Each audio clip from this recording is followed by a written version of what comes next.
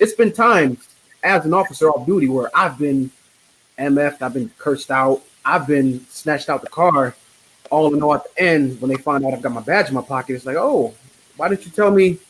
Why didn't you say you were one of us? And it's like, at the end of the day, I mean, Should I literally, have to? Should I have to? Do you report them, right? Is there something to report? Like somebody snatched you up out the car, you know what I mean, undeservingly.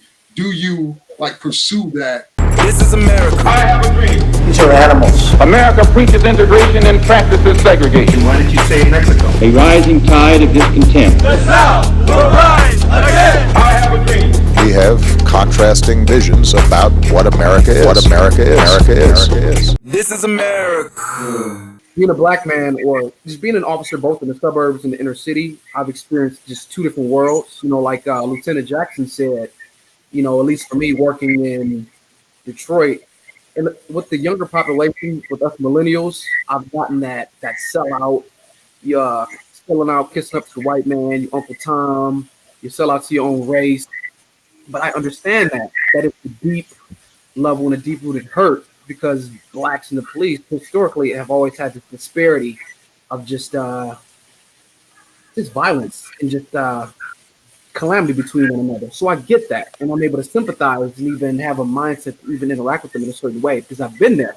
And I tell young guys, like, hey, this uniform makes me no different than you, because it's been times as an officer off duty where I've been MF'd, I've been cursed out, I've been snatched out the car. All in all, at the end, when they find out I've got my badge in my pocket, it's like, oh, why didn't you tell me, why didn't you say you were one of us? And it's like, at the end of the day, I mean, literally. Should I have to? Should I have to? And it's like, I'm not one to use my gun and badge to get respect, because if I am quick to do that, the next young person who comes along and meets that officer, they might not have that same luxury, and it can go even further south. So if I don't do my due diligence and shed light to that officer, the next young man who can't flash his badge, he may get it twice as worse. I tell people, I'm just like you. So question. Yeah. Because if I was watching this, I would want to know this so bad. So what does your due diligence look like, right? Because what I think we would want to know is, do you report them, right? Is there something to report? Like somebody snatched you up out the car, you know what I mean, undeservingly. Do you pursue that?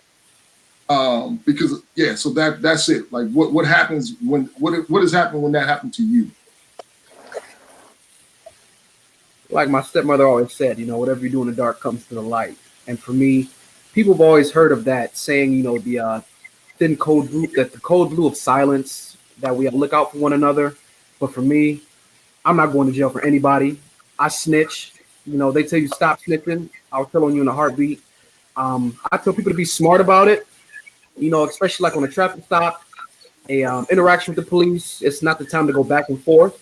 We're required to tell you our name and badge. So if you can, recollect the time, location, the date, get their information, and file a formal complaint.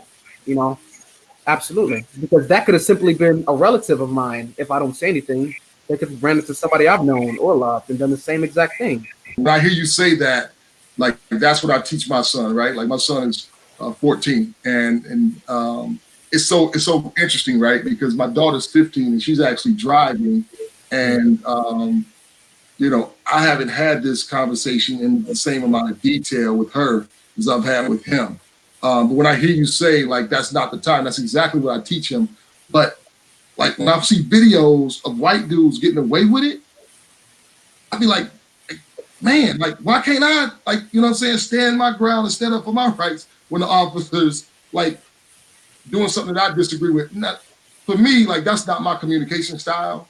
You know what I mean? I think that the way you communicate with people is contagious. I mean, I've had officers approach me in an aggressive manner, making assumptions, and then I simply ask them a question like, "Are you serious? Are you joking? Or are you serious right now? I'm a 40-year-old man driving a pickup truck. I'm definitely not." Yelling out F the police. You know what I mean? It's like, no, dude. So, but that would de-escalate his vibe.